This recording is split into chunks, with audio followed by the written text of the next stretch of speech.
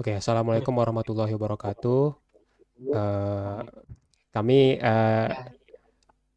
akan mempraktekkan proses akuisisi data menggunakan autopsi dan FTK Imager.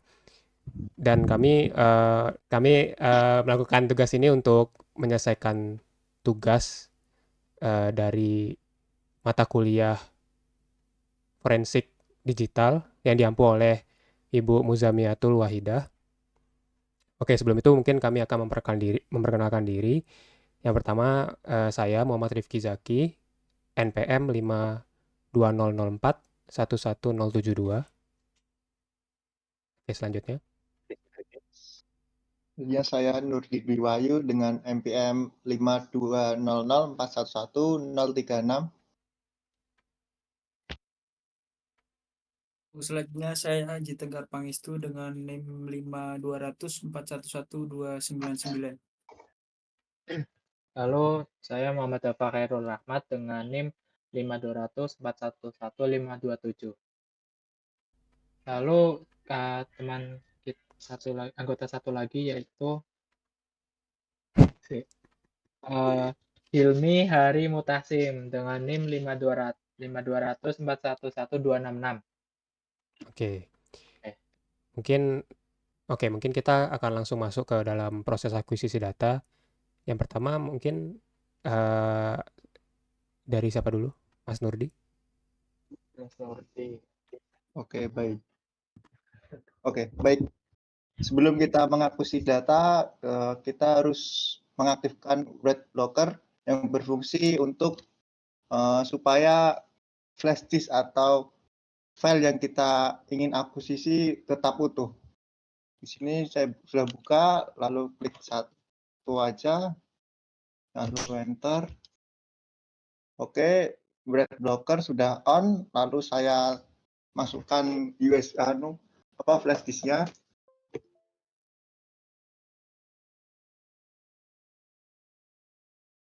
Flash disk sudah terbaca.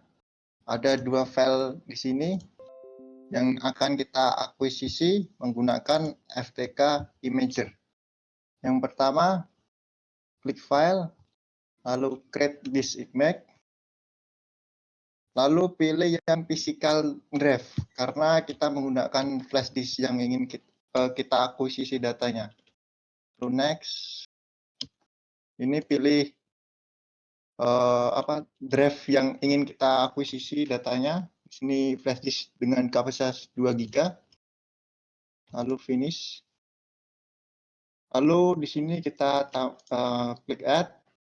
Baik, di sini ada beberapa tipe file imaging atau hasil dari akuisisinya.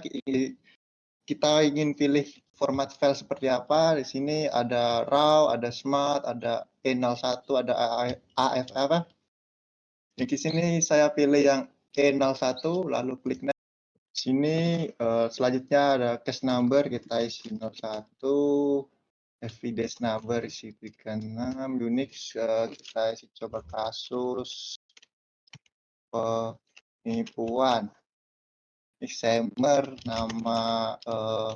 nama dari petugas forensiknya, notes jika ada, notes jika diperlukan. Di sini saya kosongin aja, lalu klik next. Terus pada image destination folder itu adalah tempat file hasil imaging tadi mau kita simpan di mana. Ini saya pilih dulu.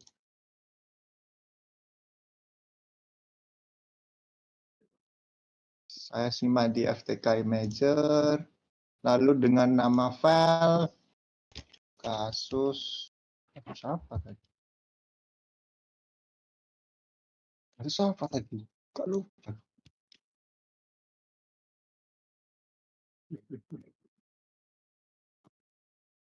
Kasus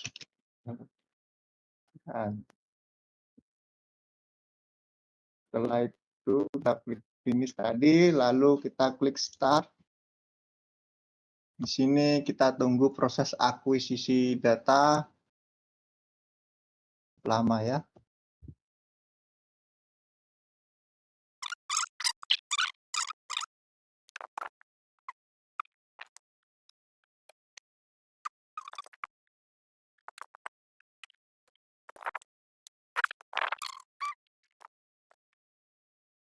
Baik, di sini kita sudah berhasil mengakuisisi data dari flash disk 2 GB yang dengan nama kasus pelecehan dengan format file E01. Lalu ini adalah hash MD5-nya, ada hash SHA1. Ini kita close saja. Untuk ini image summary-nya ada case number, evidence, Unix. Jadi kita menuju ke part tadi.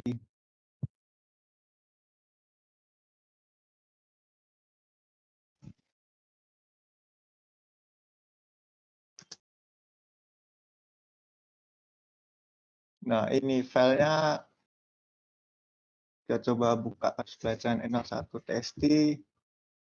Ini ada nama evidence, nomor, deskripsi, semua terlihat di sini jumlah tipe drive-nya, ukuran drive, MD5, SH1. Kita berhasil mengakuisisi pada waktu ini, lalu disimpan di format ini.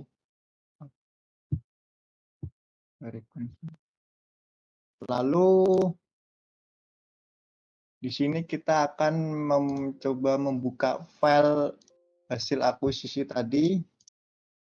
Cara kita close, klik file, lalu add evidence item, lalu kita pilih yang image file, lalu klik next, kita cari filenya. Ini kasus yang kasus pelecehan .E01, kita open, lalu klik finish. Oke, di sini terlihat di sebelah kiri.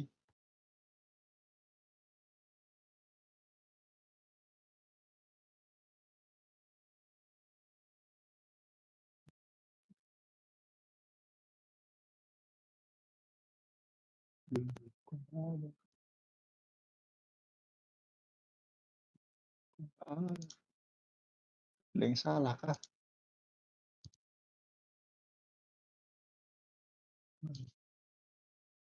Satu MB.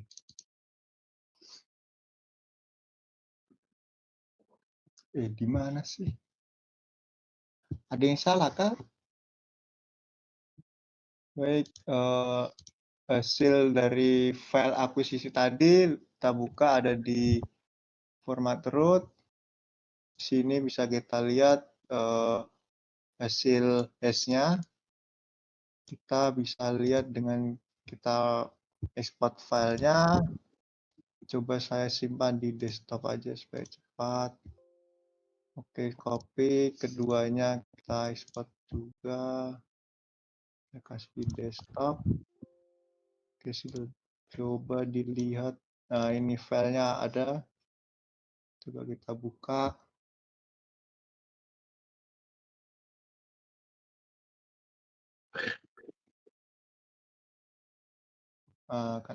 Sudah berhasil terakuisisi dan berhasil juga di file akuisisi tadi diekspor ke bentuk aslinya.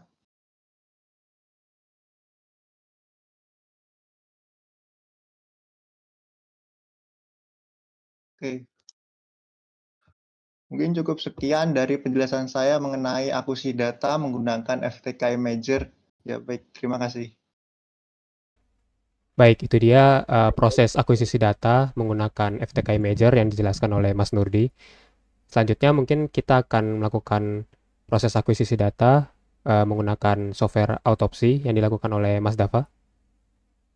Oke, Boleh Mas Dava. selamat malam semuanya. Jadi, bentar, saya share screen dulu. Jadi, saya akan memberikan tutorial cara mengakuisisi data menggunakan autopsi, yaitu salah satu software akuisisi data yang biasa digunakan oleh investigasi forensik gitu ya. Jadi pertama sama seperti tutorial sebelumnya, kita menggunakan USB web broker, yaitu kegunaannya itu mencegah perangkat USB menulis atau memodifikasi data di dalamnya. Jadi setiap ada akses di USB tersebut, kadang timestamp-nya itu berubah setiap diakses. Jadi kegunaan USB blockernya itu buat menghentikan arus data integritasnya.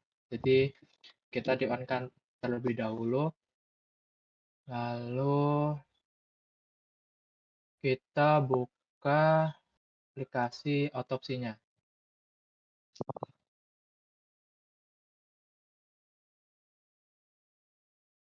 Ini agak sedikit memakan waktu lama ya, karena software-nya cukup berat.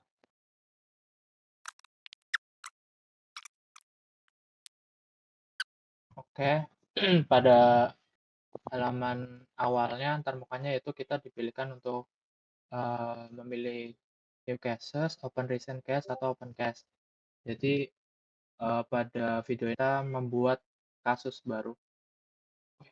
Nge-lag ya, maaf ya. Oke. Terus pada halaman selanjutnya, ini nama kasusnya kita sebut aja apa ya? Kasus penipuan, misal gitu. Lalu kita ke next aja. Nah, pada ini kita masukkan nomor kasusnya, misal 002, ya kan. Lalu X minor ini yaitu nama investigasinya. Ini saya isi nama saya sendiri. Lalu nomor telepon, email, sama notes.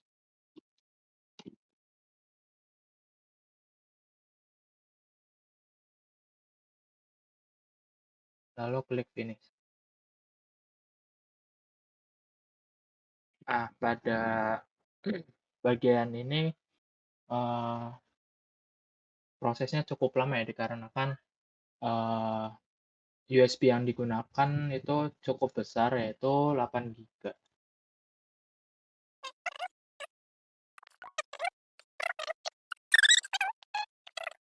Loading. Jadi maksud saya ini ya, selanjutnya ini kita generate aja new host karena kita ingin membuat maksudnya mengangkat dari device baru, kita pilih local disk karena flash disk-nya merupakan penyimpanan yang sudah tercolok gitu ya, teman-teman. Terus kita pilih perangkat USB-nya yang mana. Ini saya akan menggunakan flash disk yang namanya SanDisk 8 GB ya. Oke aja. Terus buat time zone-nya kita sesuaiin kota kita, yaitu Asia Jakarta. Nah, ini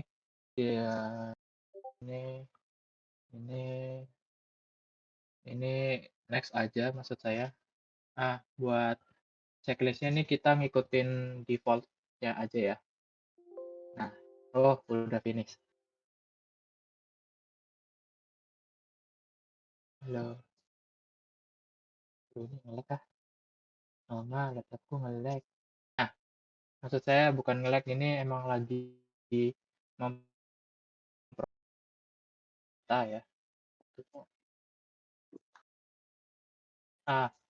Pada bagian ini sebenarnya kita lagi memproses akuisisi data keseluruhannya. Jadi kita tunggu aja ya teman-teman, karena ini sedikit memakan waktu yang cukup lama gitu. Karena ini kita dilihat dari metadatanya bisa terlihat muncul beberapa data yang emang berisi di flash disk tersebut.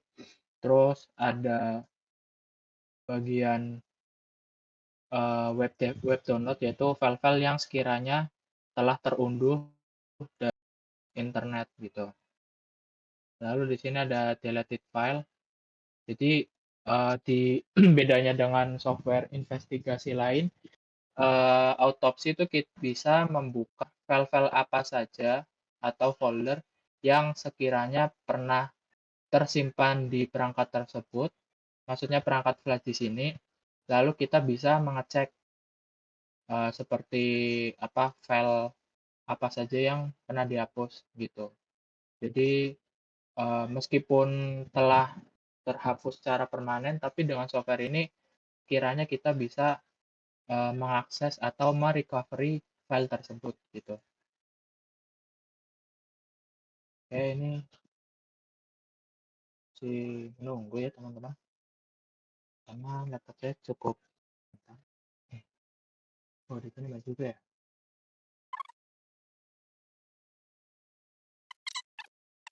Oke, mungkin mumpung filenya sudah beberapa terbuka, mungkin saya jelaskan saja beberapa filenya itu ya. Jadi pada flash disk ini ternyata tersimpan beberapa file milik saya dan juga pemilik si flash disk tersebut. Nah, dimulai dari ada file berbentuk PDF atau berbentuk PPT atau berbentuk yang lainnya tuh bakal tersimpan atau maksudnya saya terbagi software autopsi ini. Jadi misal contoh saya mau melihat data KTM milik saya, kartu tanda milik saya. Itu bisa dilihat dari taskbar application. Jadi tidak perlu membuka secara langsung, karena kalau misal membuka secara langsung itu timestamp dari file tersebut berubah. Tapi karena kita menggunakan autopsi, jadi timestamp-nya itu tidak akan terubah, yaitu tetap tersimpan di date modified-nya itu pada tanggal sekian gitu. Misal ingin saya itu sih ikutnya ketutupan. Nah, misal saya ingin ekstrak filenya karena saya ingin melihat filenya lebih lengkap. Jadi gimana ya? Di praktik, waduh banyak apa ini? Coba kan.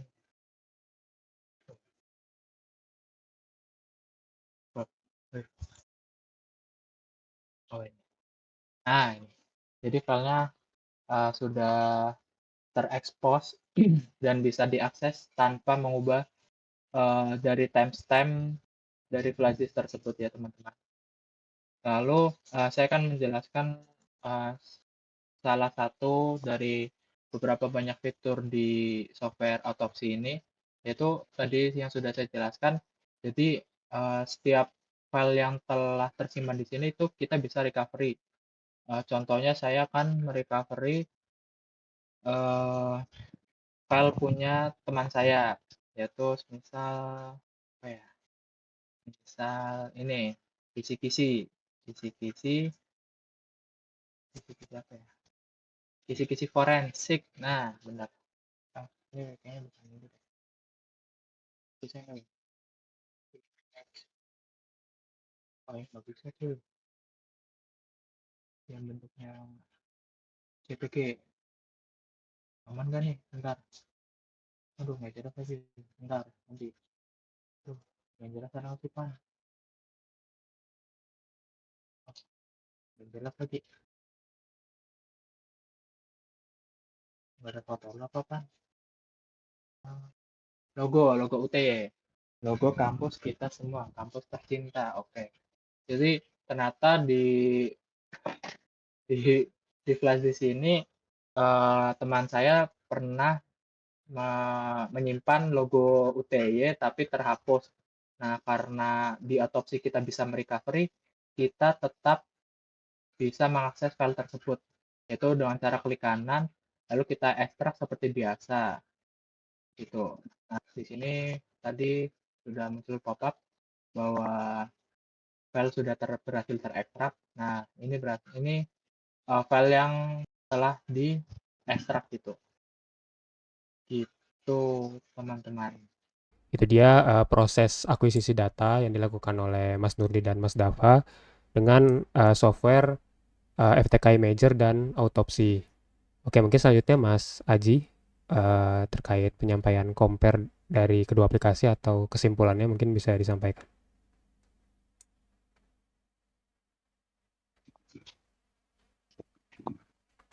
Nah, aku langsung ngomong aja ya, Mas. Iya. Terus ambil word. Oh, Ya. apa? Oke, setelah penjelasan praktek yang dilakukan oleh Mas Nurdi dan Mas Dava tadi tentang FTK Imager dan Autopsi, di sini saya akan menjelaskan secara umum tentang aplikasi tersebut dan perbedaan dari kedua aplikasi tersebut. Yang pertama adalah fokus utama. Perbedaan fokus utama yang pertama, FTK Imager tadi berfokus pada akuisisi gambar forensik dan pemulihan data dari media penyimpanan.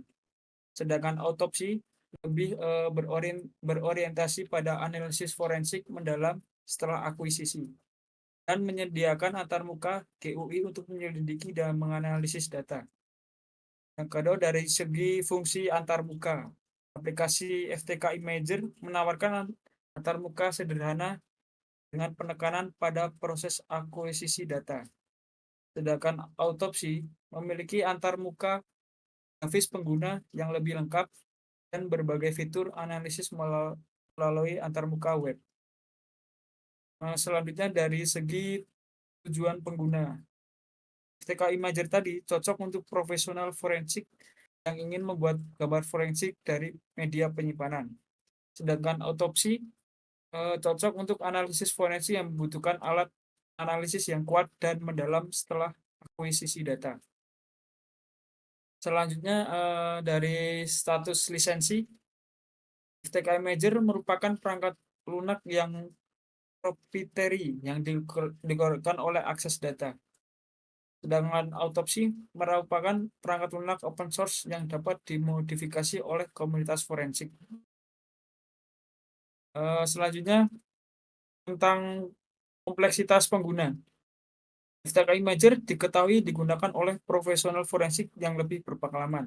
Sedangkan Autopsi meskipun dapat digunakan oleh pemula, juga memenuhi kebutuhan analisis forensik yang lebih mahir. Dari perbedaan yang telah disampaikan tadi, dapat disimpulkan bahwa pemilihan antara FTK Imager dan Autopsi tergantung pada kebutuhan spesifik investigasi forensik tersebut. FTK Imager cocok untuk tahap awal akuisisi data, sementara Autopsi lebih mengutamakan analisis forensik yang mendalam setelah akuisisi. Mungkin sekian penjelasan dan kesimpulan dari saya. Kurang lebihnya mohon maaf. Saya kembalikan ke moderator. Oke, baik. Mungkin itu saja yang bisa kami sampaikan dari proses akuisisi data kedua software. Kurang atau salah katanya kami mohon maaf. Kami tutup dengan salam. Assalamualaikum warahmatullahi wabarakatuh.